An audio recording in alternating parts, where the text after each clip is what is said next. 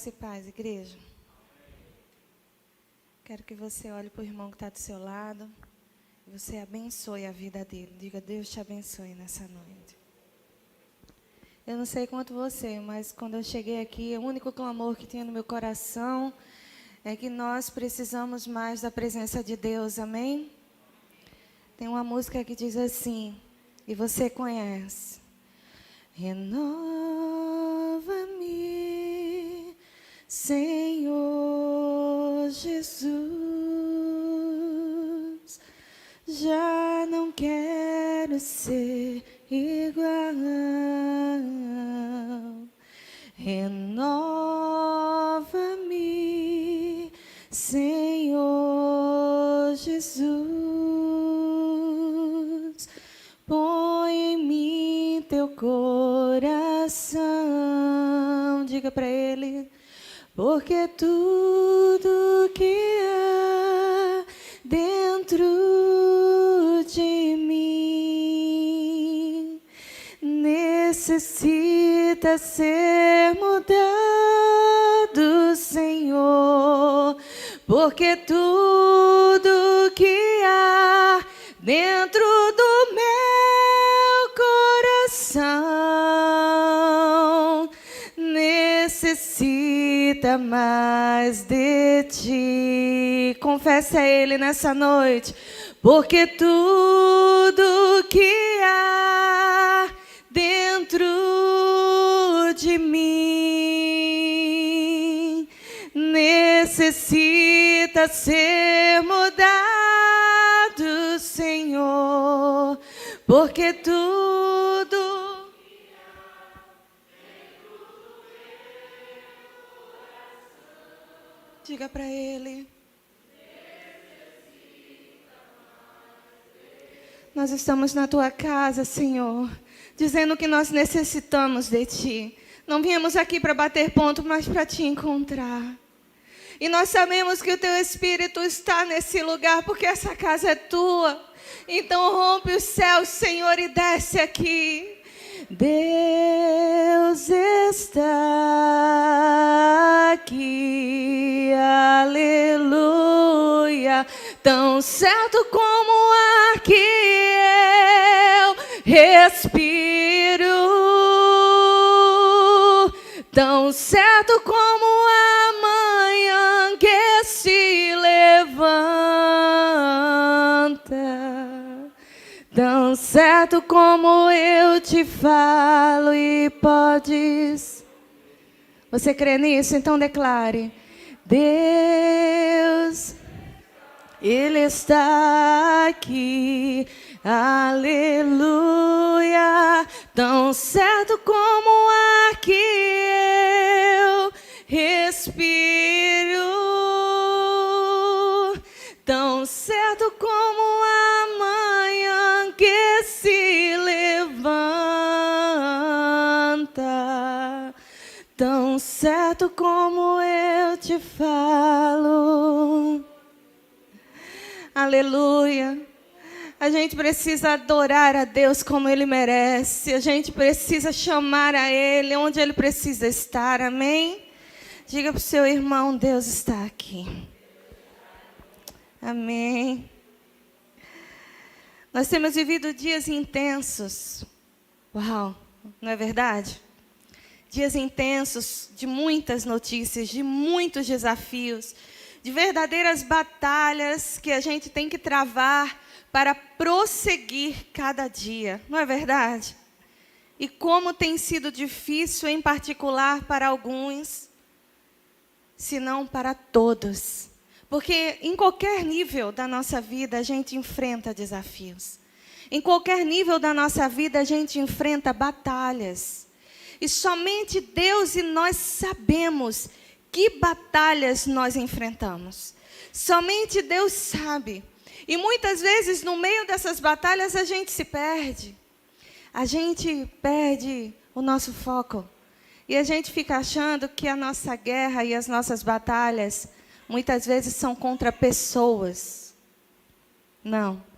As nossas guerras e as batalhas que nós enfrentamos não são contra pessoas. não são contra as situações, mas, na verdade, a batalha real é contra o sistema do mundo e o comandante desse mundo, que é Satanás. Eu quero que você vá lá em 2 Coríntios, capítulo 10. 2 Coríntios, capítulo 10.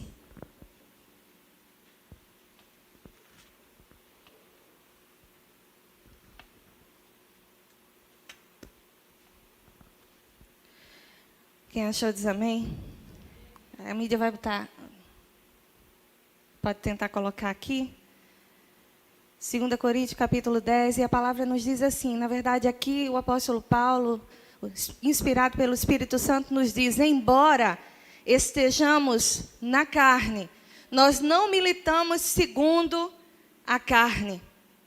Eu vou ler de novo. Embora estejamos na carne, nós não militamos segundo a carne. Existe uma batalha.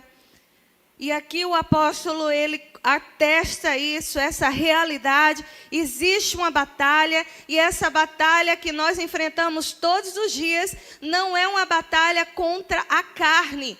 Não é uma batalha carnal, não é uma batalha uns contra os outros. Na verdade, é uma batalha espiritual. Diga aí para o seu irmão, nós estamos numa batalha espiritual.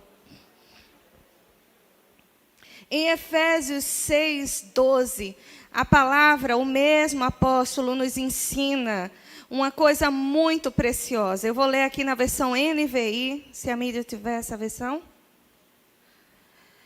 Na versão NVI diz assim, pois a nossa luta não é contra pessoas, mas contra poderes e autoridades, contra dominadores desse mundo das trevas, contra forças espirituais do mal nas regiões celestes.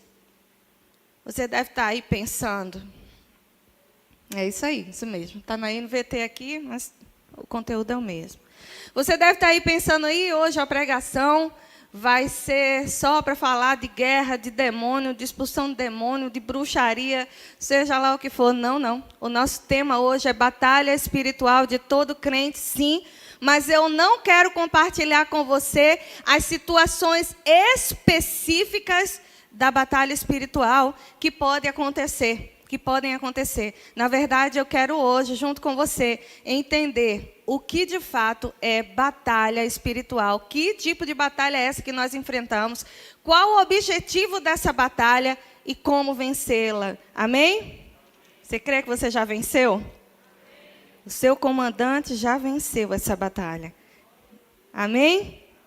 E nós vamos para o primeiro ponto do nosso estudo de hoje, que é o que é batalha espiritual. Pergunte aí ao seu irmão que está do lado, a outro, para poder, né, animar um pouquinho a história. Pergunte a ele o que é batalha espiritual. Gente, eu estou vendo Priscila. O que é batalha espiritual? Tem gente que só de ouvir isso já fica se tremendo assim. Ah, meu Deus, não fala mais de batalha não, que eu já estou com medo. Será que hoje a pregação é como um filme de sexta-feira 13? É não. Diga para o seu irmão, é não, fique tranquilo. Hoje a palavra de Deus vai ser para lhe trazer esclarecimento, amém? Eu quero que você vá lá em Gênesis 1:27. Gênesis 1:27. Shirley, a gente vai falar de batalha espiritual, você está indo lá para Gênesis? Estou indo lá para Gênesis 1:27 e você vai ver onde é que tudo começou. Quem achou diz amém? Criou Deus o homem à sua imagem e semelhança.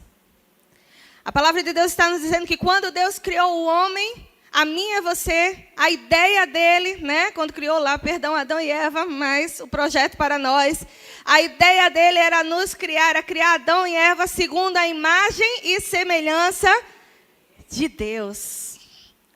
Imagem e semelhança de Deus. Então aqui fica claro uma intenção de Deus. Deus tinha um plano de nos criar, como eu falei, a imagem, quer dizer, criar Adão, a imagem e semelhança dele. Seria feito um molde. Você já teve a experiência de trabalhar com argila? Quem já teve, levanta a mão. Já pegou em massinha de modelar? Não é possível. Nem quando você era criança você já pegou, não é?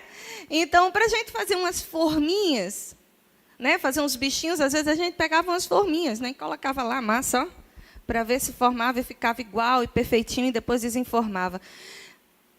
Iniciativa de Deus, intenção de Deus era formar ali o homem, a imagem e semelhança, ser moldado segundo os princípios de Deus, segundo, como alguns dizem, os atributos comunicáveis. Olha, eu olhei para o meu marido agora, porque essa é uma palavra que ele usa. Os atributos de Deus, não é? Não é que a gente ia se parecer fisicamente com Deus, né? Porque Deus é espírito, mas a gente iria ter a semelhança, né, dos princípios morais e os atributos do Senhor. Agora eu quero que você vá lá para Colossenses 1:15. Colossenses 1:15. Hoje você vai manejar um pouquinho mais a Bíblia, amém? Pode ser? Glória a Deus. Ninguém aqui, todo mundo aqui ama manejar a Bíblia, né, gente? Mesmo que não saiba, vai para o índice, não tem problema. E se não der para abrir, você olha aqui na tela. Tá certo? Colossenses 1:15. E a palavra diz o quê? Que ele é a imagem do Deus invisível. Quem é esse ele que aqui Paulo está falando? É Jesus. Jesus é a imagem do Deus invisível, o primogênito sobre toda a criação. Ora, se lá em Gênesis a gente aprende que o homem foi formado, e o plano inicial de Deus era formar o homem segundo a imagem e semelhança dele, lá em Colossenses a gente está lendo que Paulo diz que a imagem do Deus que é invisível, que é espírito, é quem? É Cristo, é Jesus. Então a gente entende que o projeto inicial de Deus era formar o homem ao molde de quem, gente? Quem era o molde? Fala mais alto, é esse nome mesmo. Jesus. O molde para formar ali seria Jesus, seria Cristo. A ideia inicial era formar o homem segundo o molde de Cristo. De Jesus Cristo, do seu Filho. Imagine quão perfeito seria se não tivesse havido pecado. Se nós não tivéssemos, né, herdado a queda de Adão. Todos formados perfeitamente ao molde de Cristo. Mas aconteceu a queda. O plano original era que eu e você fôssemos como Cristo. E é exatamente isso que o apóstolo Paulo fala lá em Romanos 8:29, a mídia vai lançar aqui, Romanos 8:29, onde Paulo diz assim: porque os que antes conheceu, também os predestinou, ou seja, antes da existência já estava dito, já estava escrito, o quê? Para serem conformes a quê? A imagem do seu Filho. A imagem de quem, gente? A imagem do seu Filho, a imagem de Jesus Cristo. Nosso plano inicial, né, de moldagem, era que nós fôssemos moldados à imagem de Cristo, de Jesus Cristo aqui na terra. Aí você deve estar dizendo assim, sim, mas eu ainda estou querendo chegar na parte do que é a batalha espiritual. Vamos chegar, você vai entender melhor esse processo. E para entender isso, eu preciso ligar esses pontos junto com você. E eu quero, para ligar esses pontos e a gente chegar no entendimento do que é de fato a batalha espiritual, eu quero que você entenda o significado do nome de Jesus Cristo. Jesus Cristo, Jesus é uma palavra que advém do hebraico Yeshua. E significa o quê? Quem sabe? Significa Messias. Significa aquele que vem em nome do Senhor. Significa aquele que vem para estabelecer o reino de Deus aqui na terra. E Cristo? O que significa Cristo? Cristo é uma palavra vinda do grego, Christos, que significa ungido, escolhido. Eu estava assistindo uma pregação de Douglas Gonçalves e ele compartilhou uma definição para Cristo que eu amei e eu quero trazer para vocês. E ele diz assim, a palavra Cristo, aquele que foi escolhido e ungido para viver para os outros e não para si mesmo. Não é verdade? Cristo deu a vida dele para viver para quem? Para ele mesmo? Não, foi para os outros. Então, pegando esse gancho, e entendendo que o princípio lá atrás, quando Deus criou o homem, a imagem e semelhança dele, ou seja, a imagem de Cristo, porque Cristo é a imagem do Deus invisível. Quando Deus criou esse homem, a ideia era que ele criasse o homem para estabelecer o reino de Deus e levar muitos à salvação, porque nós deveríamos ser no molde de Cristo. Lembra o que a gente aprendeu agora? Jesus, aquele que vem para estabelecer o reino de Deus. Cristo, aquele que vive para os outros. Então o nosso molde deveria ser os homens que foram criados por Deus, a imagem de Cristo, para estabelecer o reino de Deus na terra e para levar muitos à salvação. Amém? Esse era o propósito inicial. E esse se torna o propósito de todo cristão quando aceita Jesus. Amém? Você, a partir do dia que aceitou Jesus, você renasceu. O seu espírito foi vivificado. Você se tornou uma nova criatura. E, portanto, existe um novo propósito, ou um propósito renovado sobre você. Você foi escolhido e vai ser formatado agora, segundo o molde de Cristo. Você vai viver segundo os princípios de Cristo, segundo a imagem e semelhança dele. Você está aqui com um propósito, estabelecer o reino daquele que você diz que crê, Jesus, aqui na terra. E levar muitos à salvação. Amém? Você crê nisso? Amém. E é aqui que começa a grande batalha espiritual. A gente começou dizendo que o primeiro ponto é o que é batalha espiritual. Batalha espiritual é exatamente aqui que começa. Na nossa criação, como eu falei, o plano inicial era sermos como Cristo, ter um propósito, sermos como Cristo. Satanás é um ser essencialmente contra Cristo. Satanás é um ser que é contra Cristo, essencialmente, ou seja, ele é um ser anticristo, anticristão, anticristo. Então veja o que o apóstolo João diz lá na 1 João 2:22. Primeira carta de João 2:22. Primeira carta de João 2:22, e diz assim, ó: quem é o mentiroso? João está falando aqui para a igreja. Está dizendo, igreja, quem é o mentiroso? Senão aquele que nega que Jesus é o Cristo. Este é o quem? O anticristo, ou seja, a pessoa que é contra Cristo. Aquele que nega o Pai e que nega o Filho.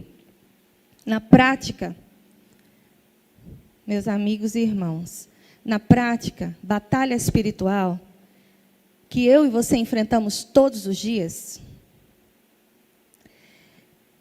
é nada mais, nada menos do que Satanás tentando te impedir de ser como Cristo. Satanás tentando te impedir de ser como Cristo.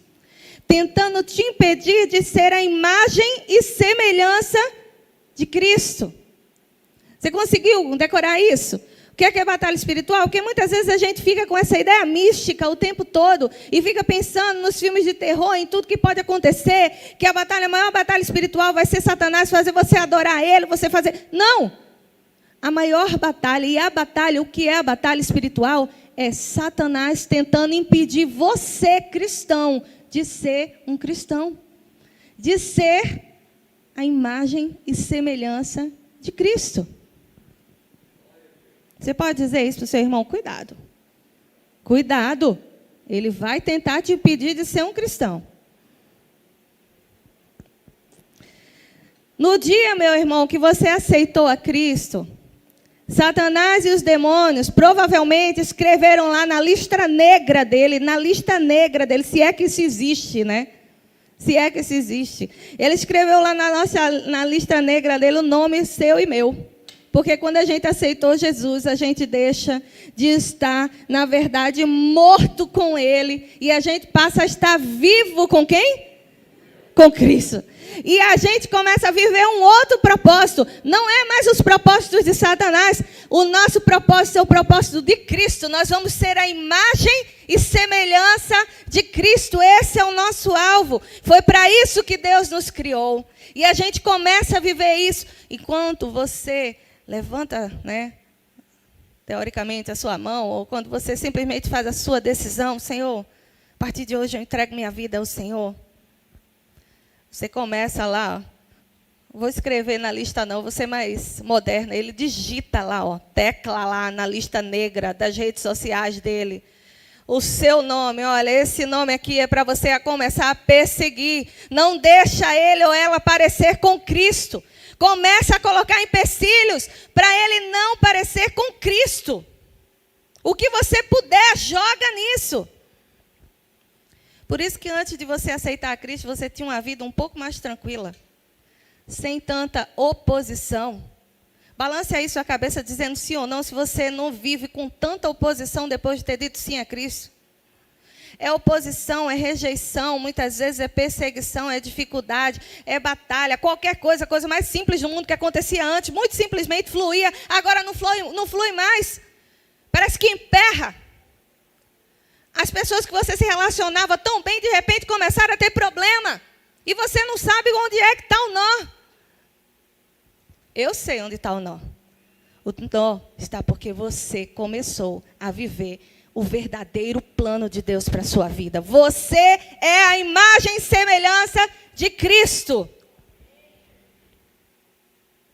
Você começou a viver o plano de Deus. E o plano de Deus começou a tomar forma em você. Na verdade, quando você não tinha Cristo, você era totalmente deformado. Talvez você não percebesse, mas espiritualmente sim. E quando você diz sim para Jesus, começa tudo a tomar forma. O molde é perfeito. E o molde vai fazer você ficar ali no encaixe perfeito.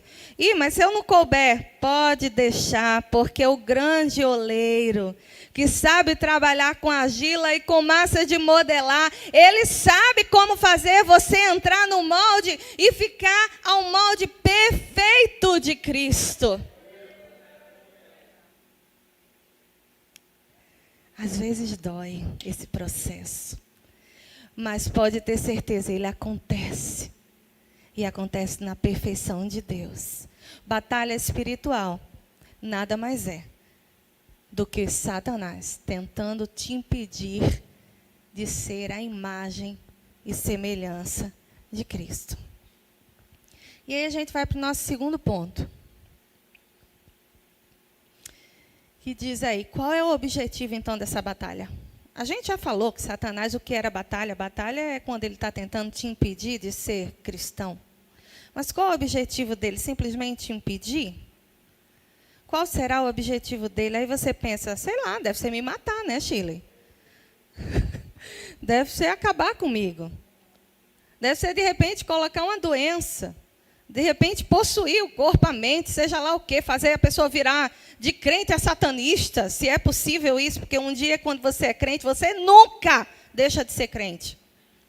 Se você se afastou, se existe um problema, afastamento, esfriamento é uma coisa. Deixar de ser cristão é muito outra. Um dia, quando você recebe a convicção do Espírito Santo e ele entra no seu coração, isso não pode acabar. É eterno.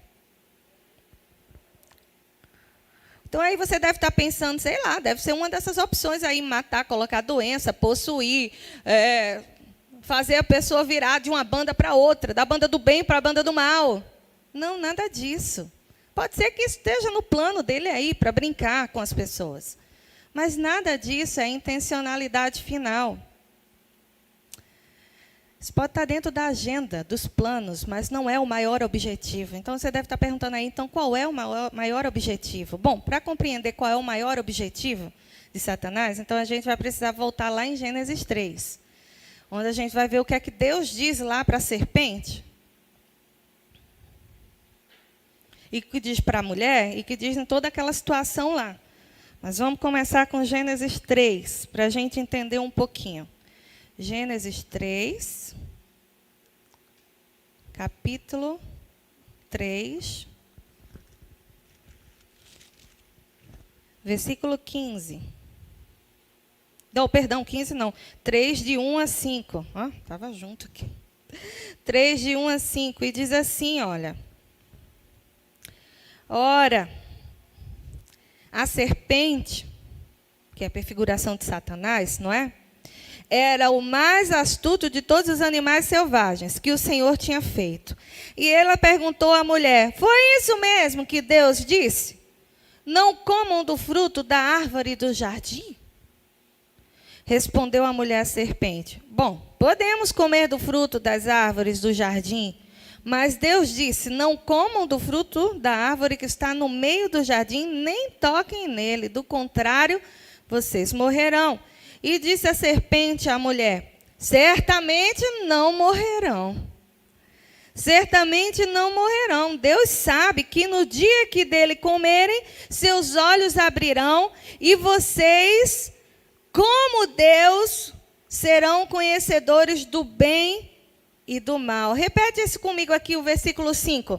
Deus sabe que no dia que dele comerem, seus olhos se abrirão e vocês, como Deus, serão conhecedores do bem e do mal. Repita essa palavra, como Deus. Se você pensou que o grande objetivo de Satanás, nesse momento aqui da criação, era só fazer Eva e Adão desobedecerem a Deus, você precisa olhar um pouquinho mais profundo.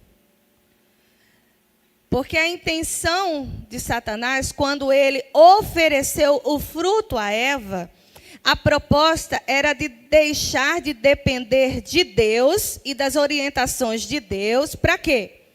Para se tornar, qual é a palavra que tem aqui no versículo 5? Como? Para se tornar como? Deus. Ter o conhecimento de Deus para ser o próprio Deus. E olha aqui o que então está acontecendo. Deus formou Adão para ser a imagem e semelhança de Deus, não para ser Deus. Não foi formado para ser como um Deus, certo?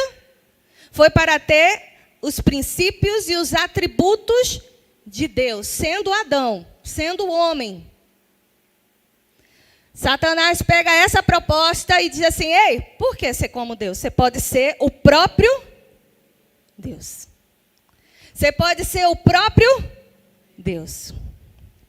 Então, na verdade, o que Satanás está propondo ali a Eva não é simplesmente desobedecer para chatear Deus, não. Come aqui essa frutinha. Você vai ter o conhecimento e vai chatear o grande lá. Não, gente. Não foi simplesmente uma proposta para separar, não. Não foi uma simples proposta. Foi uma coisa mais profunda. O que Satanás estava propondo ali era uma deturpação do plano original de criação de Deus para nós. A proposta que ele estava fazendo a Eva era, seja Deus. Seja Deus. Para que depender de Deus? Se ali está o segredo de ser o próprio Deus, vai lá e come aquela fruta. Come aquele fruto, seja Deus, viva para você. Essa era a proposta. Seja Deus, viva segundo os seus princípios, domine, conheça tudo. E não é essa a batalha que a gente tem enfrentado no dia a dia, não? Uma batalha onde tudo que importa é o que nós dizemos que importa. Não é como se em cada esquina, em cada lugar, a gente encontrasse pessoas que fossem como Deus. Porque se você fala alguma coisa e for de encontro, se você exorta e for de encontro, se você for... Olha, essa não é a proposta dos dias de hoje. Que o que vale é a sua própria opinião, o que você acha, o que você quer, o que lhe traz satisfação, ou seja, você domina. Viva para você, seja Deus. Veja o que o apóstolo Paulo fala lá sobre esses dias, em 2 Timóteo 3, no versículo 1.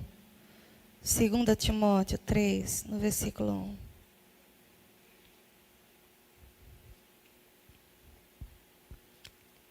Versículo 1 e primeira parte do versículo 2. 2 Timóteo 3. Saiba disso, diz Paulo para Timóteo. Nos últimos dias sobrevirão tempos terríveis. Os homens serão egoístas. Pare aí. Tem outra versão na sua Bíblia? Vamos ver as outras versões. Nos últimos dias, os homens serão o quê? Amantes de si mesmo. Em outra versão diz assim, adoradores de si mesmo. Paulo já estava alertando ali, dizendo, olha, vai chegar o tempo em que a proposta de Satanás vai tomar uma forma tão grande que isso vai ser uma coisa normal. Você vai encontrar pessoas adoradoras de si mesmo, amantes de si mesmos, egoístas, aqueles que pensam que são como Deus, aqueles que vivem para si mesmo. O que é que Satanás lança, meu povo, lá no Éden? Ele lança a proposta para Eva dizendo assim, seja Deus de você mesmo. Viva para você. Seja um egoísta. Idolatre-se. Na verdade, o que Satanás lança lá no jardim, naquele momento com Eva, é a base da idolatria. Aí você deve estar perguntando, e deu um nó na minha cabeça agora, porque como assim, Sheila? Idolatria não é adoração a deuses? Não. Sabe por que não? Vou provar para você que não é. A base da idolatria, não. Você pode estar aí dizendo que a idolatria é a adoração a Deus, mas preste atenção. Ser idólatra é ser, basicamente, adorador de si mesmo. Vou lhe dar um exemplo. Quando a gente estuda história, a gente vê que existiam várias civilizações, e quando a gente estuda também a história da Bíblia, a gente vê que muitos povos, eles ofereciam sacrifícios e oferendas, né? E vamos dizer assim, orações a deuses. Concorda comigo? A demônios. Eles ofereciam isso por amor ao demônio? Ao Deus? Não. Eles ofereciam isso porque eles queriam ter algo de volta, em troca. Então, na verdade, a adoração que eles faziam ali, não era para o Deus, não. Não era para o demônio que eles estavam ali adorando, não. Era para eles mesmos. Eles queriam benefício. Eles queriam se saciar, se satisfazer, se beneficiar. Então, quando você vê aí, gente, né, pagando esses votos a demônios e a deuses, eles não estão fazendo isso porque eles amam os deuses são os meios pelos quais eles conseguiram para obter os fins que eles querem. Um emprego, uma pessoa, uma casa, às vezes até saúde, mas tudo, no fim, é adoração a si mesmo. Essa foi a base do que Satanás lançou lá no jardim. Quando ele disse a Eva, pare de depender de Deus. Em outras palavras, não é? Seja como Deus, seja Deus. Se idolatre. Se coloque em primeiro lugar. Não se submeta a ninguém. Seja você o próprio Deus. Então, o grande objetivo, o grande e maior objetivo, não é que a batalha não tenha outros objetivos, mas o grande objetivo dessa batalha não não deixar você se parecer com Cristo e, por causa disso, te transformar no idólatra de si mesmo. Se é que eu posso falar isso, se não é pleonasmo, mas vamos lá, não sei não. Um idólatra de si mesmo. Te transformar em um pequeno Deus. Alguma coincidência, como eu falei, nos dias de hoje? Não é isso que nós temos visto? Ou não? Sim ou não, gente? Não é isso que nós temos visto nos últimos dias?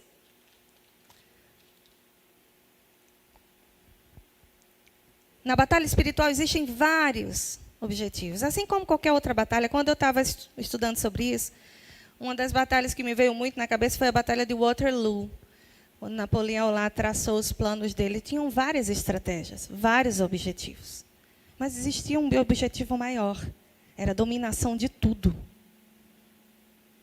Guerra espiritual é o mesmo jeito. Existe um objetivo maior. E o objetivo é fazer você não se parecer com Cristo. E você se adorar. Se tornar como um próprio Deus. Porque somente a sua opinião vai valer. Somente as suas vontades vão valer. Você vai tentar fazer de tudo para satisfazer a sua própria vontade. E não a de Deus. Afinal de contas, você não precisa dele. Esse é o background que está por trás dessa batalha espiritual de todos os dias que nós enfrentamos. Veja se todos os dias você não acorda com propostas diferentes que culminam no mesmo ponto. Não dependa de Deus. Faça você mesmo. Procure você mesmo o seu caminho. Você vale mais. Para que se submeter a essas regras insuportáveis? Isso dói. Está enganado. Isso não é nem palavra de Deus. Quem disse que esse livro é a palavra de Deus? Quantas batalhas você acorda de manhã e durante o dia você enfrenta com esse tom que vai terminar e culminar no mesmo lugar? Não dependa de Deus. Não seja a imagem de Deus. Isso nos leva ao nosso terceiro ponto. Como vencer essa batalha? Você quer vencer a batalha, irmão? Sim ou não? A igreja ficou em silêncio agora. Eu estou querendo saber se é porque a gente está pensando sobre isso ou porque a gente está um pouquinho temeroso. Fica temeroso não, viu? Até os insetos vêm tentando lhe atacar, tá vendo? Quando você fala de batalha espiritual. Estou brincando, gente. Você quer vencer essa batalha, sim ou não? Abra sua Bíblia lá em 1 Pedro 5, do versículo 8 ao 9. 1 Pedro 5, do versículo 8 ao 9. E olha o que Pedro fala para a gente, que estamos em meio, nós que estamos em meio a essa batalha diariamente. Veja aí o que Pedro... Vocês estão acompanhando, gente? Diga aí comigo, amém ou não amém? Amém. Está abençoando sua vida, amém ou não amém? 1 Pedro 5, do 8 ao 9. E diz assim a palavra do Senhor. Em algumas versões, eu vou pedir que você coloque, que a mídia coloque aqui na versão NVI. Gente. Então não é NVI não, mas tudo bem. Aqui nessa NVI está dizendo estejam alertas e vigiem. Na minha versão, gente, a palavra está dizendo resistam-lhe. Repita comigo essa palavra, resistam-lhe. Resistam a ele. Repita de novo, resista a ele. Pedro está falando aqui uma orientação que ele está dando aos crentes. E ele está dizendo, resistam a ele. O diabo, o inimigo de vocês... Ele anda ao redor como um leão, rugindo e procurando alguém que ele possa devorar. Olha aí no 9, resistam-lhe, permanecendo o quê, gente? Firmes na fé, sabendo que os irmãos que vocês têm em todo o mundo estão passando pelos mesmos sofrimentos. Primeiro que Pedro já deixa você tranquilo, dizendo essa batalha que você enfrenta todos os dias, seja ela pesada ou não, muitos na fé vivem e enfrentam. Você não está sozinho. Mas ele dá um segredo, uma chave aqui, para você começar a vencer essa batalha espiritual. Ele diz assim, você tem que resistir a ele. Quem é esse ele? O diabo. Pedro está dizendo, você tem que resistir ao diabo. Ele nos orienta. Porque ele diz que o diabo ele anda ao nosso redor como um leão, rugindo e procurando a quem devorar. Você já imaginou a pressão de você estar num lugar onde tem um leão ao seu redor rugindo e tentando devorar porque está com fome? Já passou pela circunstância de estar perto de um cachorro bravo latindo perto de você e rosnando? Quem já levanta a mão? Aquele cachorro que está ali, né? Querendo lhe morder. E você só com medo ali, meu Deus, é agora, perco o pé, perco a mão, perco o quê? Não é? O que é que eu vou fazer para me defender? A primeira coisa que vem na sua cabeça. Gente, quando eu era pequena, vou contar uma história para vocês. Quando eu era pequena, eu e minha mãe tinha ido no mercadinho. A gente morava lá no Arruda. Não sei se mamãe vai lembrar disso. Aí ela tinha me levado no mercado, tinha voltado, a bichinha estava sozinha comigo, meu pai devia estar viajando, que ele trabalhava viajando. Ela estava com 2 sacolas bem pesadas, e eu era muito pequena, não dava para dividir levando a sacola com ela. Ela teve que dar conta das 2 sacolas de mim. E lá vem a gente, né, na calçada, a rua era bem larga, passava caminhão, tudo. É uma rua bem famosa lá no Arruda. Aí a gente vinha caminhando, e eu não sei porque, eu sempre tive medo de cachorro naquela época. Hoje eu não tenho mais, graças a Deus. Mas depende do cachorro também, né, gente? Que aí também, né, é demais, né?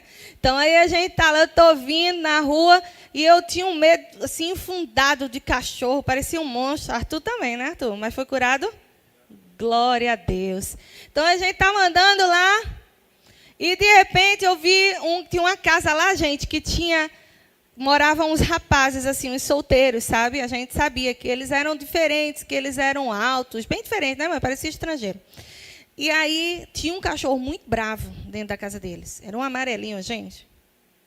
Tinha nem raça, era um vira-lata. E aí, sem querer, de longe, a gente viu que o portão abriu e o cachorro, ó, vrum, saiu. Só que quando saiu, eles, tinham 2 lá, né? Começaram a gritar para tentar conter o cachorro e pegar. Então, aquilo dali eu já comecei a ficar aterrorizada já de longe.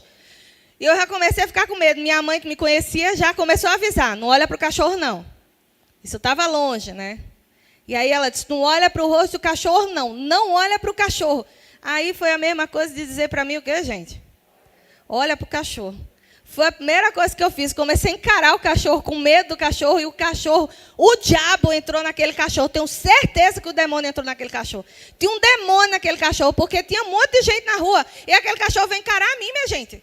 Era o demônio querendo me destruir, que desde pequeno ele quer, mas ele não consegue não, porque eu sou de Deus. E eu estava planejada para estar aqui, ter um filho e um marido. Ô, glória!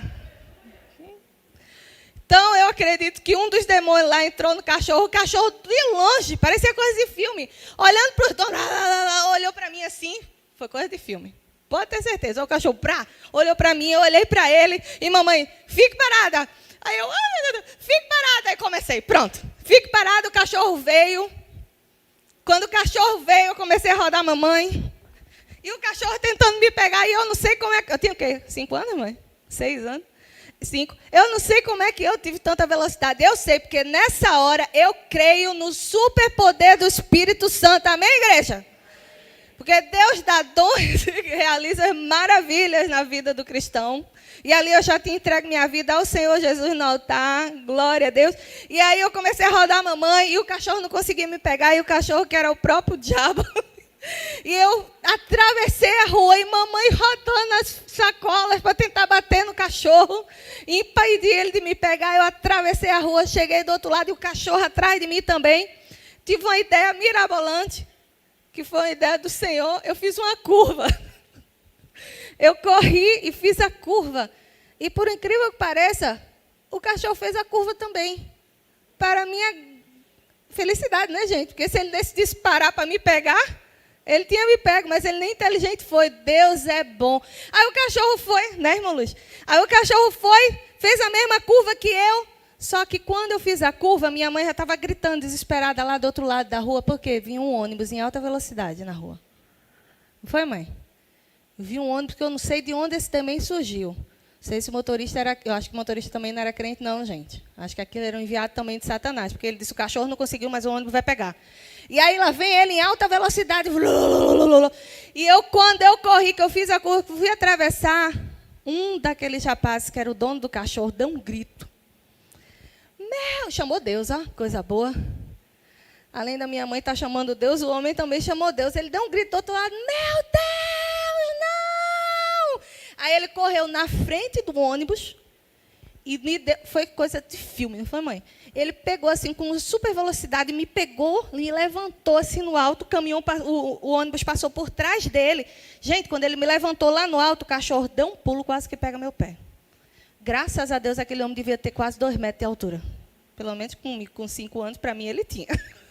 E aí ele me levantou lá em cima, o cachorro ainda pulou para me pegar e desceu. Aí quando eu estava lá em cima, eu soltei a única coisa que naquele momento era muito precioso para mim. Eu disse, meu amendoim caiu no chão, mamãe. Comecei a chorar. Gente, você sabe o nível de tensão que é um cachorro rosnando, querendo lhe morder? Eu sei. Agora eu imagino isso com um leão, como Pedro diz aqui. O leão que estava rosnando, que está rosnando todos os dias ao nosso redor, querendo nos devorar. É pressão demais. É pressão demais. E sabe-se lá o que é que ele está rosnando ali. Sabe-se lá qual é a mensagem que ele está querendo passar. Mas assim a gente sabe, ele está querendo nos pressionar. Ele está querendo nos pressionar para que a gente ceda. Para que a gente tenha medo de continuar e desista do propósito de ser parecido com Cristo. Porque se ele rosnando e nos amedrontando, a gente conseguir ceder, sabe o que é que vai acontecer? Vou lhe mostrar o que é que vai acontecer. Quando eu e você cede, e quando a gente começa a cair, sabe? E a desistir nesse caminho, com as várias quedas que a gente tem no caminho, olha o que acontece. Vá lá em Gênesis 3, vamos voltar. Eu disse a vocês que a gente ia ler muito a Bíblia. Para entender isso, a gente vai ter que ler a Bíblia. Eu não posso falar da minha cabeça, certo? Se eu falar da minha cabeça, o pastor já orou aqui dizendo que você vai ter que esquecer. Então eu vou ler muito a Bíblia. Para você não esquecer. Então, Gênesis 3, 14. Olha o que Deus diz ali para Satanás, para a serpente. Depois que ele consegue fazer Eva cair. Olha o que ele diz. Então o Senhor declarou à serpente: uma vez que você fez isso, maldita é você entre todos os rebanhos domésticos e todos os animais selvagens. Sobre o seu ventre você rastejará. E o que é que você comerá? Diga de novo. Pó. O que é que a serpente comerá todos os dias da vida? Pó. A Bíblia diz que Adão foi formado do pó. Lá em Salmo 103:5 diz que Deus olha para nós e sabe que nós somos... Muito bem, quem completou, diga com mais convicção. A Bíblia diz que Deus olha para nós e sabe que nós somos pó. Todos os dias da vida de Satanás, ele vai se alimentar da nossa carnalidade. Você entendeu porque o leão está ao seu derredor e ao meu? Rosnando. Querendo fazer você ficar com medo de desistir do propósito, de cair e errar, porque o medo é muito grande, a pressão é muito grande, a bandeja de errar é muito grande, você entendeu? Porque ele precisa o quê, gente? Ele precisa o quê? Se alimentar. Ele precisa se alimentar. Deus a se referir a Satanás, diz, ele se alimentará do pó todos os dias. Sabendo que o pó, como eu falei, é a representação da nossa carne, então entendemos que Satanás se alimentará da nossa carnalidade, dos nossos erros, do nosso pecado, das nossas quedas. Então Pedro diz para mim, para você e para toda a geração de crentes que vai existir, resistam a Satanás. Não dê alimento para ele comer, não faça ele se alimentar, não dê alegria e satisfação para ele. Não caia nas suas propostas. Não se idolatre. Não se adore. Não dê o que a carne deseja. Só existe uma maneira de vencer essa batalha. Não foi esse o terceiro ponto que a gente disse? Como vencer a batalha? Você tem que entender o que está acontecendo na batalha. E como é que você vai vencer essa batalha? Você só vai vencer de uma forma. Você só vence da mesma forma que Cristo venceu. Porque a Bíblia diz que Deus veio através de Jesus. O Filho de Deus estava aqui na terra e veio como homem, como carne e sangue. E ele veio viver as coisas que nós vivemos. E a Bíblia diz que estando aqui na terra, ele foi tentado em todas as coisas, mas nunca pecou. Ele nunca deu alimento a Satanás. E ele venceu essa batalha. Ele deixou o exemplo para nós. Ele deixou o caminho aberto. Ele não só deixou o exemplo. Porque muitas vezes a gente lê livros que deixam exemplos, que são fortíssimos e nos animam no momento. Porém, eles não nos dão força para continuar. Porque a empolgação e a motivação de uma leitura, de exemplo escrito, é uma. Mas a motivação da leitura, com o personagem que viveu, e deixando ele a força que ele deixou para mim e para você, chamada Espírito Santo, é muito diferente. Você, cristão, que já um dia decidiu por Jesus, você tem um diferencial. Ah, Shirley, que diferencial é esse, hein? Que esse tal desse cristão tem? Tem um diferencial. Você tem um selo espiritual sobre você. Você tem uma força diferencial sobre você. E essa força é chamada Espírito Santo de Deus. Não adianta achar que ele vai... o Espírito Santo habita em todo mundo. Mentira de Satanás. Eita, Shirley, quem me disse isso foi fulano de tal, que lê que só, formado em não sei o quê. Mentira dele também. Está enganado, coitado. Não adianta. Só tem o Espírito Santo quem um dia chamou Jesus e entregou a sua vida para ele no altar. A Bíblia diz que quando você entrega a sua vida a Jesus, o controle da sua vida a Jesus, imediatamente o Espírito Santo de Deus entra no seu espírito, e ele começa a recriar todas as coisas, e é quando ele diz que eis que se fazem novas todas as coisas. Essa é a única força extra que lhe ajuda a vencer como Jesus venceu.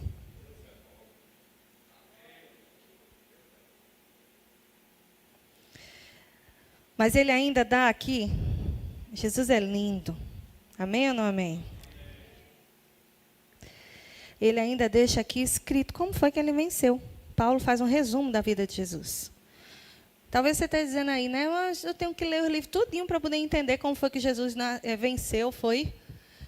É bom você ler, porque afinal de contas você quer aprender sobre o seu mestre, né? Com quem você deve se parecer. Porém, tem um livro que faz um resumo perfeito da vida de Jesus. De como ele venceu essa vida e esse mundo. E está lá em Filipenses.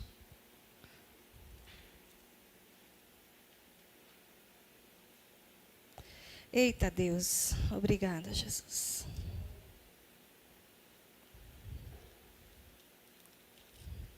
Aleluia. Lá em Filipenses 2, do versículo 5 a 7.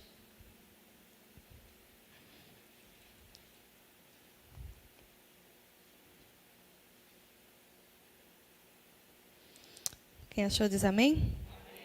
E a Bíblia diz assim: seja a atitude de vocês a mesma de Cristo Jesus, que embora sendo Deus, não se considerou igual a Deus. Era algo que ou considerou que era algo que deveria pegar-se, mas esvaziou-se a si mesmo, vindo a ser servo, tornando-se semelhante a homens, e sendo encontrado em forma humana, humilhou-se a si mesmo, e foi obediente até a morte, e morte de cruz. A gente tem um resumo aqui do que foi a vida de Jesus, do que foi o que Jesus fez para nos deixar como exemplo de vencer essa batalha. Primeiro que tudo, Jesus decidiu se esvaziar de si mesmo. Ele não tomou o direito, apesar de ser Deus, de se comportar aqui na terra como Deus. Você consegue entender isso? Como Deus, eu acho que ele deveria absolutamente exercer aquela justiça, ou não servir e ser servido, não é verdade? Exercer todo o poder de um Deus. Ele era 100% Deus, 100% homem aqui na terra, porém ele não usurpou o direito de ser igual a Deus aqui na terra. ele preferiu servir a Deus que estava nos céus. Ele se esvaziou de si mesmo. Ele não foi egoísta.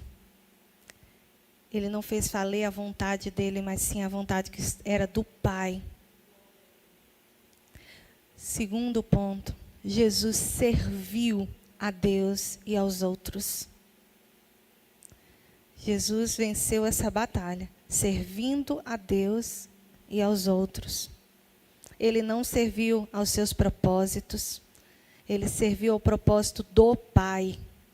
É tanto que ele disse, o Filho só faz o que vê o Pai fazer. Tudo o que ele fazia era o que Deus ordenava a ele para fazer. Jesus esvaziou-se de si mesmo. Jesus serviu a Deus e aos outros. E o terceiro ponto, como Jesus venceu essa batalha? Ele obedeceu a todo e qualquer custo. E no caso dele, custou uma cruz. Ele veio para obedecer a Deus. Não foi a outra pessoa, não foi a si mesmo, não foi ao homem, foi a Deus. E quando ele obedeceu, ele foi até a morte. E morte de cruz. E não foi fácil para ele. Você lembra do Getsemane, quando ele disse o que a Deus? Pai, se possível, afasta de mim esse cálice, mas seja feita a tua vontade e não a minha. Jesus venceu a batalha espiritual, travada com Satanás, esvaziando-se de si mesmo. É o oposto do que Satanás propôs a Eva. Servindo a Deus e aos outros, o oposto do que Satanás propôs a Eva. E obedecendo a Deus a qualquer custo, é o oposto do que Satanás, lá no jardim, propôs a Eva. São os 3 caminhos que Jesus deixou traçados para nós, para a gente vencer essa batalha. Muitos de nós acham que essa batalha espiritual diária vai ser vencida através do grito, ou das 1001 criações místicas que a gente vai estar fazendo sobre a batalha espiritual. Não tem nada a ver isso. A Bíblia diz, inclusive, que Jesus nem gritou, não é? A sua voz não se ouvia gritando. Quando Jesus teve que tratar com demônios, ou com o próprio Satanás, em momento nenhum ele precisou gritar. Por que será, hein? Porque a autoridade e a vitória não está na altura na nossa voz. A autoridade está em outra coisa. Mas isso é muito conveniente para a gente. A gente acha que a gente vai resolver tudo no grito. Ah, você está falando isso, ele nunca gritou? Já gritei. Gritei muito, já orei gritando, repreendendo Satanás alto em tom, até o vizinho ouvir. Está repreendendo, Satanás. Está destruído em nome de Jesus. Eu não tenho que falar isso mais, Shirley? Tem. Continue falando. Só que não pense que é o tom da sua voz que vai espantar Satanás, porque ele não tem medo de grito. A gente usa, às vezes, essas expressões e essas formas de se defender nas nossas dificuldades e batalhas espirituais do dia a dia, batalha espiritual do dia a dia, como se a gente estivesse fazendo o que o pessoal no filme faz contra os vampiros. Já notou isso? Pega ali o colar de alho, bota, pá, taca. E o vampiro fica com medo ali do colar de alho. A gente, às vezes, grita e pensa que o diabo ou o demônio vai ter medo do nosso grito. Está repreendido!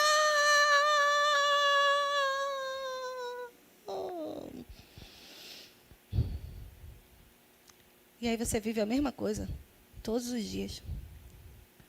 Parece que não foi repreendido.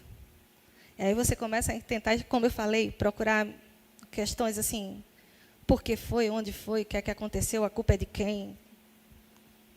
É mais fácil. É mais fácil a gente fazer isso do que a gente viver como Jesus para vencer essa batalha. Se esvaziar de si mesmo, servir a Deus e os outros e obedecer a qualquer custo. Sabe, um dia, há muitos anos atrás, uma amiga nossa, Magda Wassenberg, ela estava conversando comigo e ela disse assim, nesse período foi o período que a gente viveu muitas coisas intensas com Deus, sabe? E a gente via coisas de manifestações sobrenaturais, a gente ia para reuniões e tinham manifestações, tanto demoníacas como manifestações de Deus. E uma das coisas que a gente estava em pauta naquele momento da nossa vida era autoridade. Qual a pessoa que a gente conhecia de repente, que a gente mais admirava, que onde chegava, era como Jesus quando chegou em Gadara, pisou, o demônio veio falar com Jesus, né? A gente ficava pensando assim, eu pelo menos ficava pensando assim, meu Deus, qual a pessoa de mais autoridade que eu conheço? E uma das conversas com Magda, que não sabia desses meus pensamentos, assim, do nada, ela falando, ela disse, eu conheci um homem de muita autoridade em Deus. Muita autoridade, ela falando. Um homem que, sabe, onde tivesse demônio se manifestando, ele não fazia nada, não gritava, não expunha, não fazia nada. Ele simplesmente chegava perto, falava, e o negócio para ir embora, e a pessoa era livre, liberta, aceitava Jesus e acabou. Naquela época eu não entendia muito bem disso, vou muito confessar a vocês. Eu ficava achando até que isso dali não era muito certo, não, porque, afinal de contas, a autoridade tinha que ter grito. Tinha que ter aquela voz, tem que ter uma performance. E eu entendi que não, porque a autoridade não tem a ver com um tom de voz. A autoridade tem a ver com verdade de vida. Não, você não entendeu. A autoridade tem a ver com verdade de vida. Você não precisa gritar, você precisa ser. Quanto mais obediente você for a Deus, mais autoridade você tem.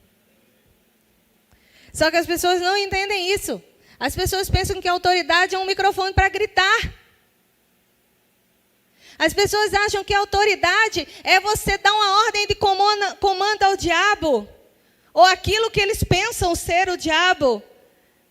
E acham que isso é autoridade. Isso não é autoridade. A autoridade é verdade. É você obedecer e andar com a verdade. Sabe? Talvez tenha uma representação, um representante de Deus aí que você conhece, que parece ter muita autoridade, porque ele fala imponente, ele grita, ele repreende, ele manda o diabo para o quinto dos infernos, ele amarra os demônios tudinho, ele faz o que for, mas dentro de casa, ele é um falido. Na família, ele não é ninguém. E aí você conhece um crente simples, que não conhece, que não tem muito acesso à exposição midiática, vamos dizer assim, da mídia, mas ele é extremamente, ou ela, obediente a Deus. Quem você acha que tem mais autoridade? Quem é obediente a Deus. Sabe por quê? Porque Jesus diz que aquele que me ama, grita com o diabo. Aquele que me ama, doa muito dinheiro. Aquele que me ama tem todas as coisas na terra. É isso? Não. Aquele que me ama me obedece. E aquele que me obedece, não é? Será amado pelo Pai e eu me manifestarei a Ele. Que coisa linda. Esse que obedece a Deus tem autoridade, tem a manifestação de Deus.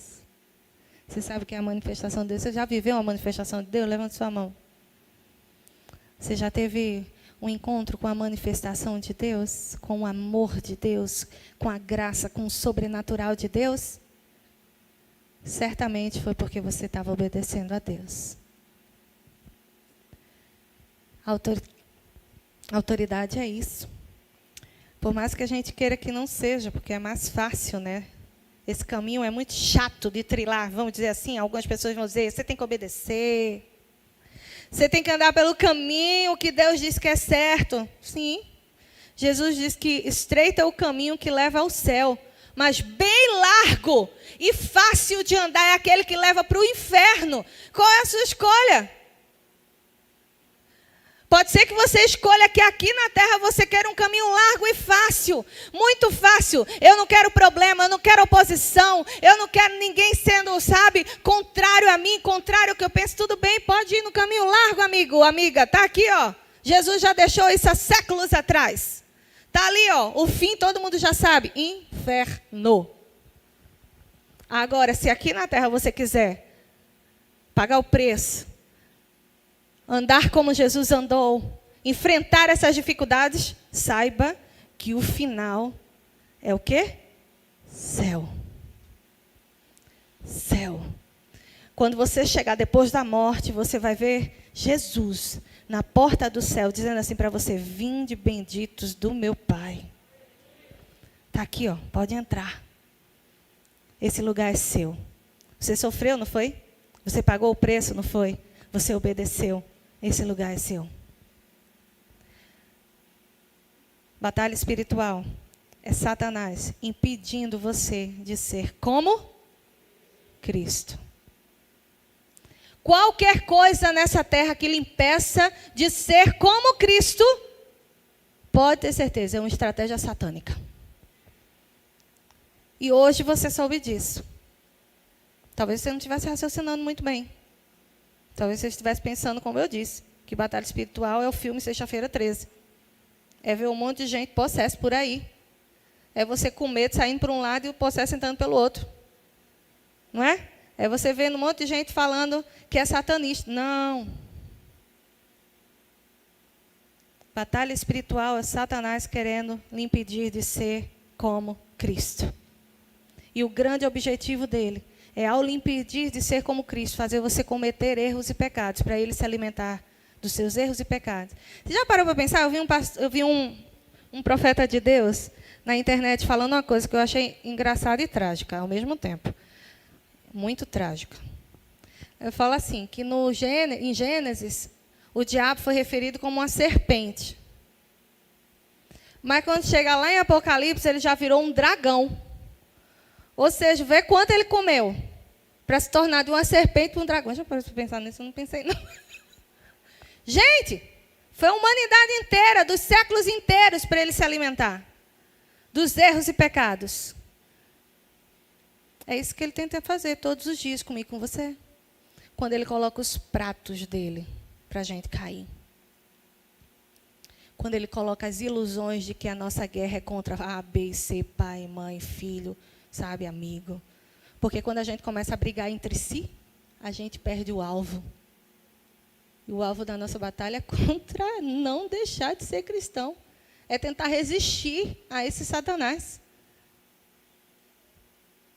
Eu não falo como se eu nunca tivesse caído.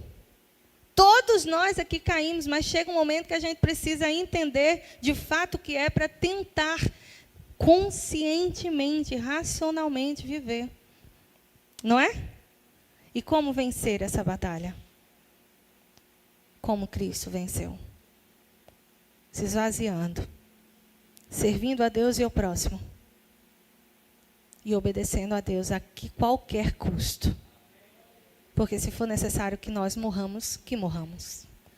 Se vivermos, viveremos para Deus. E se morrermos, morreremos para Deus. Então, na próxima vez que vier, a próxima oportunidade do pecado, aí você vai lembrar que você tem dentro de você um ajudador. Um poder sobrenatural chamado Espírito Santo. Ele fala. Ele brada, ele traz os pensamentos de Deus, ele aconselha, ele conforta, ele preenche quando você está com dor para pecar. E você pode clamar por ele. Sabe de uma coisa? Quando você vai clamar a Deus, não existe limite da sua voz. A gente tinha falado que para repreender Satanás e ter autoridade não precisa gritar, mas para clamar, Deus não fala que você não pode gritar, você pode gritar o nome de Deus. Você pode clamar o nome de Deus.